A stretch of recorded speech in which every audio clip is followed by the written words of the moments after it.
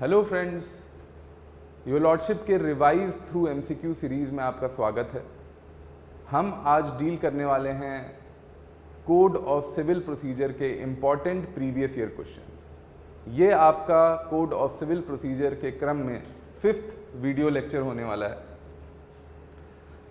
So let's start with the first question which states that which provision of the code of civil procedure provides that one person may sue or defend on behalf of all in the same interest. So एक person कई person के interest को represent करके कब suit file कर सकता है, किस प्रावधान के अंडर सीपीसी में ये दिया गया है कि एक पर्सन दूसरे पर्सन या कई अलग पर्सन्स के इंटरेस्ट को रिप्रेजेंट कर सकता है किसी सूट में। Accordingly this is a question which is related to representative suits. So where in the CPC the provisions relating to representative suit has been provided. Order 1 rule 1, order 1 rule 2, order 1 rule 8 and order 1 rule 9. So it's a very easy question and you all must be knowing that the correct answer would be order 1 rule 8. Okay, order 1 rule 8 deals with the representative suit. So let's go to the explanation. Order 1 rule 8 of the CPC provides for one person may sue or defend on behalf of all in the same interest. So जब multiple parties की same interest involve होती हैं तो ज़रूरी नहीं है कि वो सारी पार्टीज़ जिनका सेम इंटरेस्ट इन्वॉल्व है सबको इम्प्लीट किया जाए। कुछ पार्टीज़ या एक सिंगल पार्टी उन सारे पार्टीज़ जिनका सेम इंटरेस्ट इन्वॉल्व है उनको रिप्रेजेंट करके सूट फाइल कर सकती है या फिर उसके खिलाफ भी सूट फाइल हो सकता है। Commonly referred as the representative suit allows a single individual to represent a group of people with the same interest in a lawsuit. Let's move ahead with the next question. The next question says that a suit filed in representative capacity can be withdrawn, compromised and abandoned, etc. by the plaintiff. So what condition would be required wherein if a representative suit is filed and such suit is proposed to be withdrawn, compromised or abandoned? तो वहाँ पे क्या requirement है? क्या बिना notice के उन सारे पर्सन को जिनका इंटरेस्ट इन्वॉल्व है क्या सूट का विड्रॉल, कॉम्प्रोमाइज, अबैंडनमेंट किया जा सकता है? क्या नोटिस के बाद ही उस सूट का विड्रॉल, कॉम्प्रोमाइज या अबैंडनमेंट किया जा सकता है? क्या दोनों कंडीशंस रिक्वायर्ड हैं या फिर क्या एक ए या फिर बी इन्वॉल्व है? So the first option is without notice to all the persons interested. Obviously, how can this be possible that if the persons are having the same interest and without informing them, how can the suit be withdrawn? So the correct answer would be in this case option number 2, which is after notice to all the persons interested. Accordingly, the provisions regarding representative suit has been further provided in sub rules of order 1 rule 8, wherein sub rule 4 says that no part of the claim in any such suit shall be abandoned under sub rule 1 and no such suit shall be withdrawn under sub rule 3 of rule 1 of order 23, and no agreement, compromise or satisfaction should be recorded in any such suit under rule 3 of that order unless, what is the requirement? Unless the court has given at the plaintiff's expense notice to all the persons so interested. So वो सारे person जिनका same interest involve है और representative suit या वो file किए हैं या उनके खिलाफ फाइल हुआ है और उस सूट में विड्रॉल, कॉम्प्रोमाइज या अबैंडनमेंट की बात है तो प्लेंटिफ की एक्सपेंस पे उन सारे पर्सन जिनको नोटिस जाएगा और तभी अकॉर्डिंगली विड्रॉल, कॉम्प्रोमाइज या अबैंडनमेंट किया जा सकता है। So that's about order 1 rule 8 sub rule 4. Under the code of civil procedure where a person who is a necessary party to a suit has not been joined as a party it's a case of what? So अगर एक party किसी suit में necessary party है और उसको join नहीं किया गया है, तो what will be the scenario? Will it be the case of misjoinder? Will it be the case of non-joinder? Will it be both of the above, misjoinder and non-joinder, or will it be none of these? So obviously you must be able to figure out that the correct answer would be where a person who is a necessary party to a suit has not been joined. So जब join नहीं किया गया है तो it will be a case of non-joinder. Join किया गया है लेकिन किसी रूल का वायलेशन है, तब वो हो जाता है मिसजॉइंडर. ज्वाइन ही नहीं किया गया, वो पार्टी नेसेसरी पार्टी थी तो या फिर प्रॉपर पार्टी थी, तो ये केस हो जाता है नॉन जॉइंडर का. Accordingly let's see the explanation. Under the CPC, when a necessary party, meaning a party whose presence is essential for effective adjudication of the matter, is not joined as a party to the suit, it is referred to the case of non-joinder of a necessary party. Misjoinder on the other hand is basically refers to incorrectly joining the parties.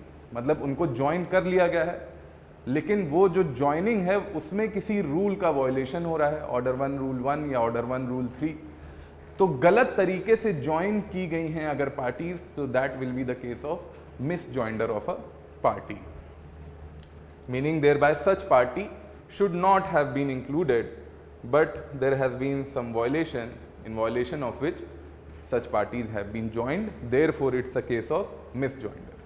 And when the party has not been joined, then it's a case of non-joinder. So the next question is, on account of misjoinder or non-joinder of the parties under order 1 rule 9 of the CPC, the suit is liable to be done what? तो अगर किसी party का non joinder या miss joinder होता है तो suit पे क्या इफेक्ट होगा, ये आपका क्वेश्चन पूछ रहा है.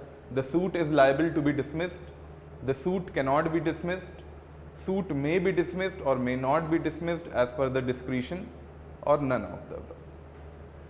सो यहाँ पे आपको पता होगा, in such a case where a party has been misjoined or not joined, then the suit cannot be dismissed.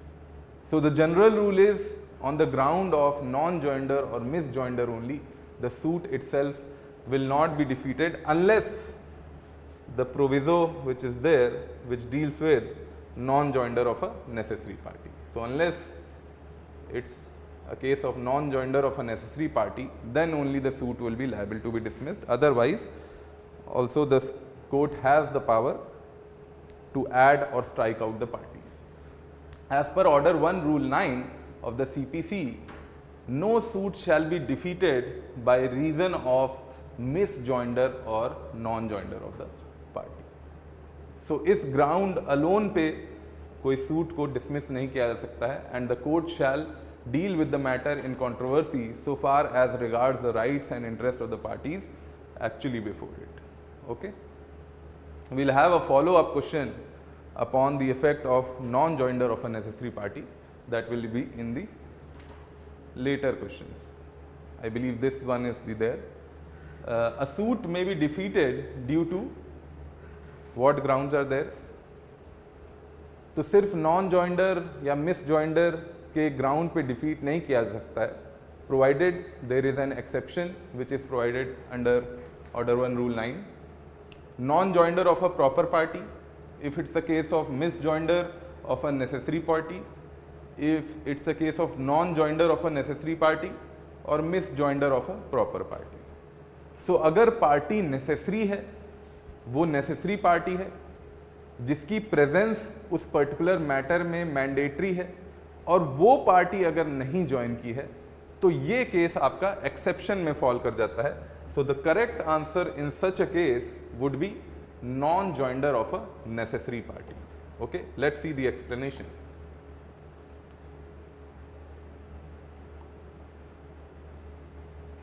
Order 1 rule 9 of the CPC provides that the suit shall not be defeated due to non-joinder of a proper party, misjoinder of a party where proper or necessary. However, as per the proviso of Rule 9, if there is non-joinder of a necessary party, in such a case the suit may be defeated, because necessary party is one without whom effective order or decree cannot be passed in the matter before the court of law. Okay. Let's move ahead with the next question. Under which provision of the CPC the parties can be struck out, added or substituted? So कौन सा provision है CPC में जिसमें parties को strike out किया जा सकता है, पार्टीज को ऐड किया जा सकता है या पार्टीज को सब्सटीट्यूट किया जा सकता है? So which provision of the CPC deals with adding, striking out or substituting the parties? And the options are Order 1 Rule 1, Order 1 Rule 9, Order 1 Rule 3 and Order 1 Rule 10. So this you must be knowing that the correct answer would be Order 1 Rule 10. Okay, it deals with the power of the court to add, substitute or strike out the parties. Strike out matlab deletion. So Order 1 Rule 10 of the CPC deals with addition, deletion or substitution of the parties in a suit.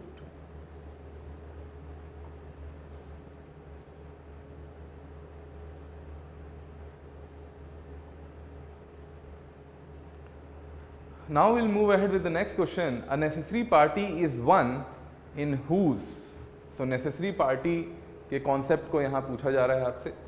In whose absence no order can be made effectively, in whose absence an order can be made but whose presence is necessary for the complete decision of the case.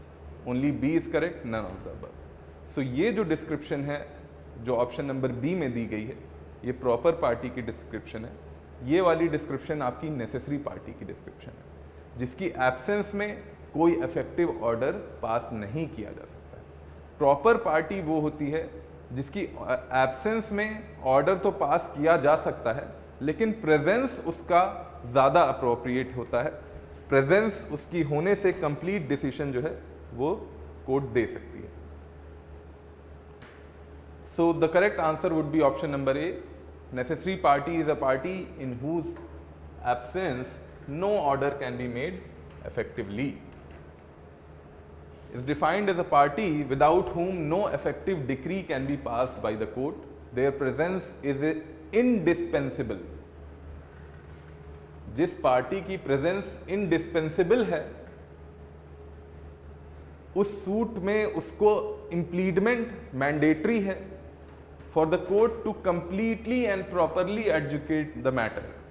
So that party would accordingly be known as necessary party. In contrast, a proper party is someone whose presence is not essential to pass an effective order but may be helpful for a complete and fair adjudication of the case. Okay? अब यहाँ पे आपको statements mentioned है और आपको incorrect statement इसमें figure out करना है. So the question is asking you to figure out which among the following is incorrect. So incorrect statement देखते हैं कौन सा है. If the person suing or defending does not proceed with due diligence, the court can substitute in his place any person having the same interest in the suit. So representative suit के context में है कि अगर एक person several other persons के interest को represent कर रहा है और वो सारे पर्सन्स का सेम इंटरेस्ट इन्वॉल्व है सूट में, तो ये उसकी ऑब्लिगेशन है कि वो जो है विद ड्यू डिलिजेंस उस सूट को परस्यू करे, डिफेंड करे या एक्शन ले.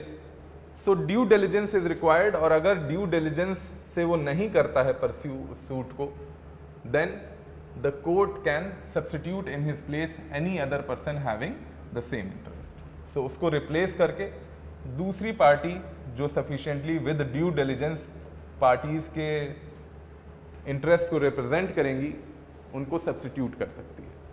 सो this seems correct.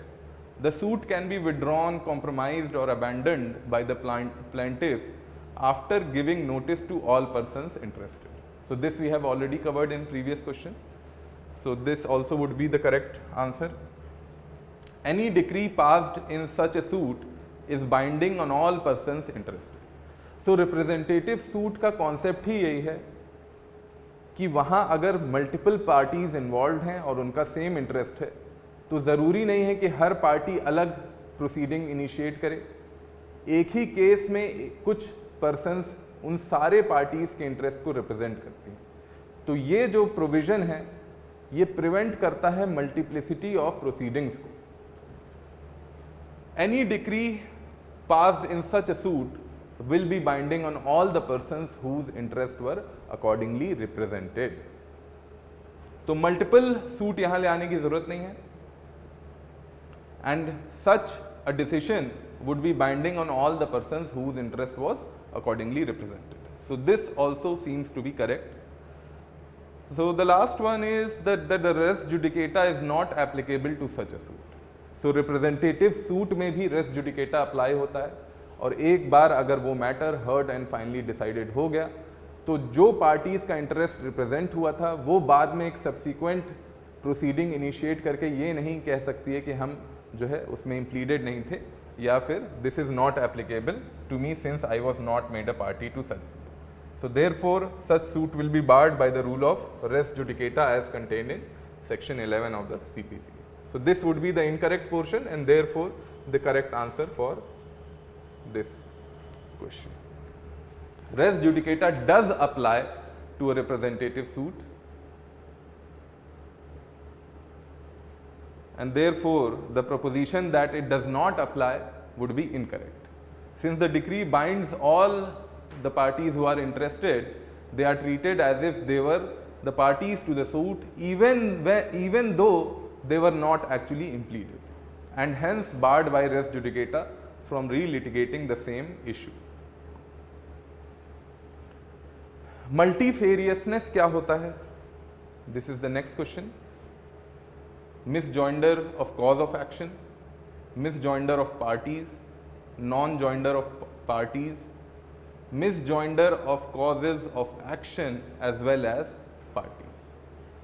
So parties का misjoinder हो जाए या cause of action का misjoinder हो जाए, separate causes of action जो separate transactions थे उनको join कर दिया गया गलत तरीके से या फिर कई पार्टीज जो अलग जिनका कॉज ऑफ एक्शन था उनको ज्वाइन कर दिया गया. तो misjoinder of the parties as well of the cause of action is known as multifarious suit. So the correct answer would be option number D. Multifariousness क्या होती है? It's the misjoinder of the cause of action or the parties. Misjoinder of the parties and of the causes of action is a defect called multifariousness and the suit is accordingly known as multifarious suit. Let's move ahead with the next question and this would be the last one. Which one of the following is not required in filing a representative suit under Order 1 Rule 8 of the CPC? So Order 1 Rule 8 जो है CPC का उसमें कौन सी चीज़ required नहीं है?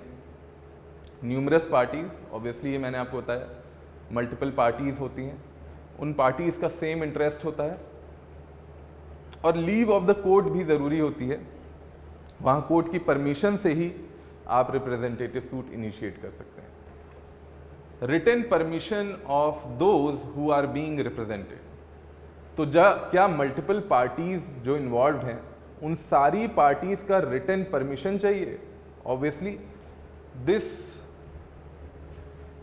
would be not required as per the provisions of Order 1 Rule 8 which we'll go on to see in the explanation. Therefore, the correct answer would be option number D. Written permission of those who are being represented. Permission यहाँ पे leave जो होती है, leave court की required होती है, ना कि वो persons जो होते हैं जिनके interest को represent किया गया है. So order 1, rule 8 of the CPC, a representative suit may be filed when numerous parties are involved and the same interest is involved in the suit, and the plaintiff obtains the permission or leave of the court to sue on behalf or for the benefit of all others that are interested. So ये एक important essential है कि यहाँ court की permission required होती है, ना कि जो पार्टीज जिनका इंटरेस्ट रिप्रेजेंट किया जा रहा है उनकी रिटन परमिशन रिक्वायर्ड होती है. However, it is not required to obtain the written permission of those who are being represented. Instead, the court ensures their interest is protected by issuing public notice to all the interested parties. Okay? So that's all for our session on Code of Civil Procedure. Do like, share and subscribe our channel and share this series among your friends so that maximum benefit can be taken out of it in various competitive exams. So thanks a lot.